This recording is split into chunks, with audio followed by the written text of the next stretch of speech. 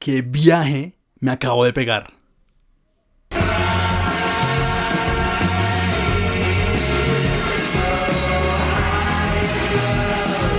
Oigan, de verdad, sin palabras, esta vaina es una maravilla. Pendleton Ward, el creador de Hora de Aventura, y Duncan Trussell, famoso podcaster, teólogo, filósofo, creador de The Duncan Trussell Family Hour, se juntaron para traernos esta vaina loquísima. No solo visualmente porque la animación de este tipo es absurda, sino porque el contenido es un viaje completo. Viaje pero astral. Tanto texto como imagen son capaces de llevarlo a uno lejísimo, con ese análisis simbólico y gráfico que le da a cada tema.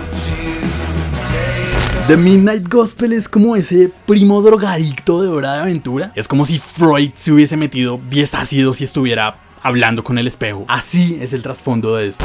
Ok, si no se la han visto aún, mi recomendación, véanla solos. Manden el celular a la mierda, desconéctense, pónganse en el mood y fluyan a la par de la serie, que ojo, no es para nada fácil de ver, es muy densa y tiene muchísima información. A veces se pierden detalles de las conversaciones porque en ese momento la imagen es muy envolvente, o por el contrario el texto está siendo tan sustancial que perdemos por un momento de vista la imagen. También mi recomendación, como siempre, véanla en el idioma original con subtítulos. Si definitivamente quiere verla doblada, ok, pero igual actívele los subtítulos para reforzar la información y tener un cubrimiento completo de todo.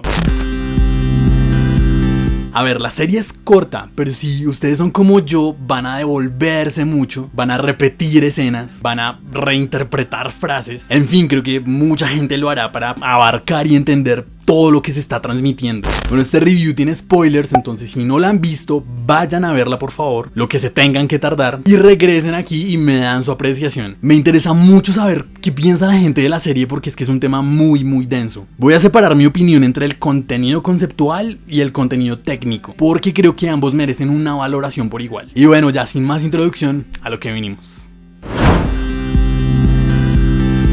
Nuestro personaje principal, Clancy, también conocido como Duncan. Duncan? Who's Duncan?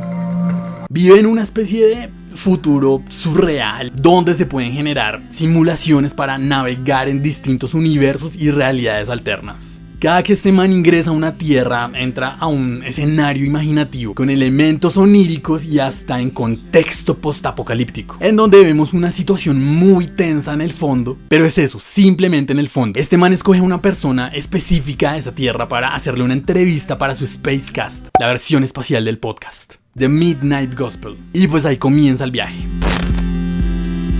El guión está elaborado a partir de las entrevistas que Trussell hace en su podcast en la vida real, con la gente real y con los temas verdaderos que tocan. Por eso es que no se percibe como tan planeado, sino de verdad como una conversación, donde a veces se pisan hablando, hay risas compartidas, en fin. Todo real, y puede que usted conozca a algunos de estos invitados, puede que no, y de hecho esto le dé curiosidad para saber más de ellos. Yo por ejemplo terminaba un capítulo y pum, de una, Google a ver quién era ese personaje. De igual forma hay unos factores que tienen todas las entrevistas, como lo son la meditación, la espiritualidad, la religión, la filosofía y otros más. Si de pura cosa rara a usted no le gusta la animación o simplemente no la quiere ver y es más fan del podcast, todos los audios de las entrevistas están en la página de The Duncan Trussell Family Hour. Entonces tenemos al Dr. Drew Pinsky, que es especialista en medicina de adicciones, plasmado como un mini presidente de Estados Unidos luchando en plena invasión zombie, pero centrado en la conversación con Clancy en sus posiciones frente a la legalización de la marihuana, experiencias previas de Duncan con el exceso y mezcla de sustancias que lo llevaron a emociones muy lamentables como paranoia y casi la muerte. El episodio se integra con lo que estamos viendo en pantalla y nos muestran otra perspectiva de lo que son los zombies. Esto es un cague de risa porque de verdad es algo que uno no se imagina de los zombies, pero bueno, de esto no voy a hablar mucho para que si no lo han visto vayan y lo vean, que es divertidísimo y es un punto de vista que jamás hubiésemos imaginado. Es genial.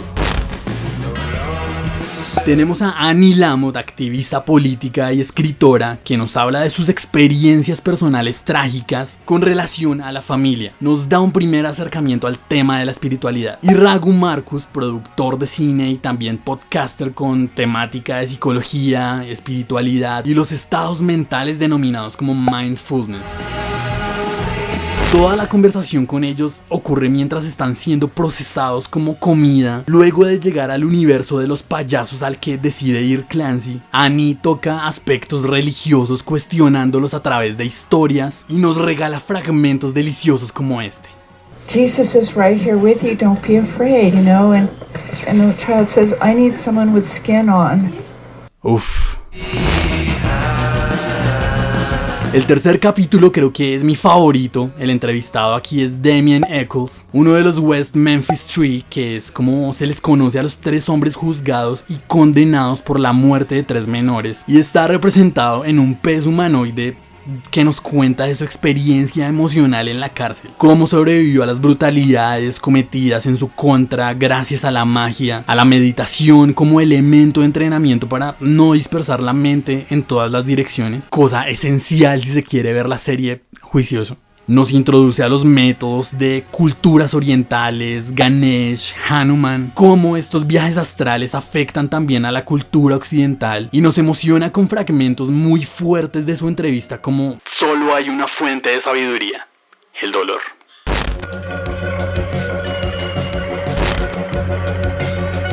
Seguimos con Trudy Goodman, una maestra de meditación vipassana, no sé si se pronuncia así, de ver las cosas como tal y cómo son en realidad, tomando su significado etimológico de la India. Nos habla del duelo, de la soledad, del perdón, del amor, y alude a que no podemos llevarlo a cabo solos, que necesitamos comunicarnos y transmitir estas emociones a seres pares que compartan esta soledad y estos duelos.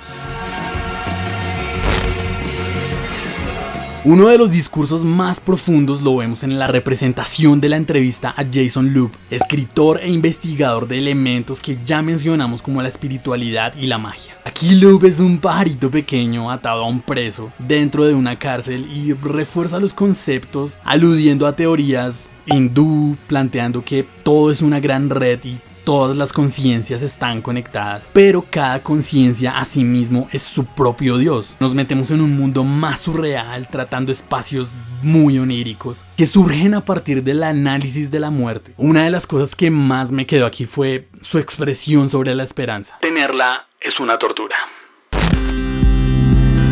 David Nichtern aparece en el episodio 6. Él es compositor musical y para televisión, y a la vez es profesor budista, habiendo sido educado por la tradición tibetana de budismo y el entrenamiento Shambhala. Le enseña su conocimiento y su técnica a Clancy y lo persuade en la idea de la amplitud del espacio psicológico, en donde entre menos espacio para tus pensamientos, más saturada se va a sentir tu mente, y de igual forma lo invita a expandir este espacio al tiempo que le plantea invitar a la gente a sus pensamientos.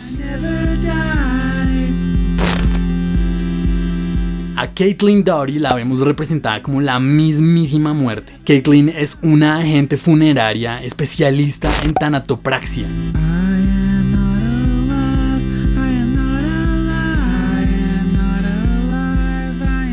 Y también es youtuber conocida por viajar por el mundo para analizar los rituales de las diferentes culturas en torno a la muerte, señalando de capitalista el modo y la tradición que tenemos aquí en Occidente.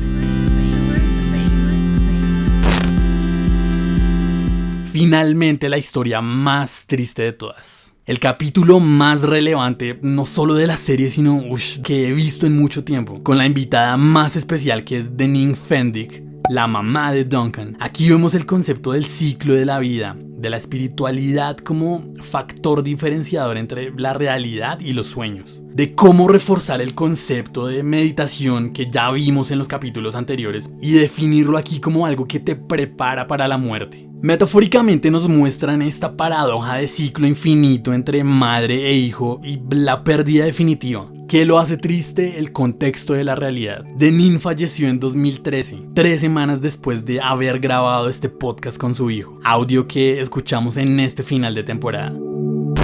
Final que a todos nos pega distinto según nuestra experiencia. Esta es la base de toda la serie. La historia de Duncan y su madre es muy auténtica y muy genuina. Se expresan emocionalmente a pesar de que, como lo cita Duncan de Ram Dass, duele abrir el corazón. Pero en la despedida definitiva, donde asumen formas metafóricas de planetas extinguiéndose, Deneen nos dice con voz calma y serena: el amor seguirá ahí.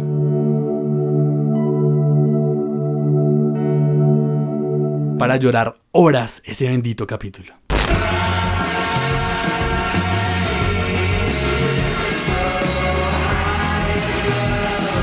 El refuerzo de todos los aspectos conceptuales que acabamos de ver es claramente el aspecto visual. Con Ward dirigiendo y Jesse Mooneyham de director de arte, solo podíamos esperar un escenario muy teso, o sea, quedó inmejorable esa vaina. Hay una saturación de los elementos que está bien distribuida, hay espacios armoniosos, hay espacios caóticos, la estética es intencionalmente simplista o muy básica en ciertos elementos, como esos degrades feos que vemos en el sombrero de Clancy, por ejemplo, las formas muy poco orgánicas en comparación de Hora de Aventura, los contornos hechos como con estos pinceles artísticos que uno encuentra en Photoshop que generan esa textura, los fondos son una cosa absurda, esta textura rugosa como de partículas de pintura que te hace querer ver cada cuadro como si fuera una pintura. Precisamente hace poco estaba haciendo un ejercicio de rotoscopia para la universidad y utilicé como sustrato una lija. Esta vaina me generó una textura muy similar a la que estamos viendo acá, entonces me sentí muy identificado con este tipo de técnicas acercándonos a esa textura que quieren transmitir. Entonces definitivamente creo que al espectador nos hacen sentir cómodos con esta armonía caótica. En cuanto a la animación, comienzan suave, con mucho spacing en el movimiento de algunos personajes. Esto quiere decir que hay muy poquitos frames intermedios entre cada pose, lo que genera movimientos muy bruscos. Y entonces vemos esta falta de fluidez, que pues obvio es intencional. Un cutout bastante básico, por ejemplo en representaciones como el agua, que no parece agua sino algo un poco más sólido, algo más espeso, como en la forma de los personajes, también en la ropa. Pero después nos mandan estas vainas bárbaras de fluidos, de partículas que van muy rápido, uno apenas tiene tiempo para la lectura de la secuencia y pues vale la pena ver cada capítulo 2 o más veces para también poder apreciar el paisaje visual. Y esa fue mi percepción de The Midnight Gospel, de lo mejorcito en historia y estética animada que he visto en Netflix hace mucho rato. Si llegaron hasta aquí, asumo que ya la vieron. Entonces por favor compártanme qué les pareció a ustedes y cómo sintieron el mensaje de cada capítulo. Cuál fue el que más les llegó, cuál no tanto, en fin. Lo que sí es que hay que hablar de ella porque definitivamente es una gran obra. Y ya, eso fue todo por hoy. Nos vemos en el próximo video. Chao.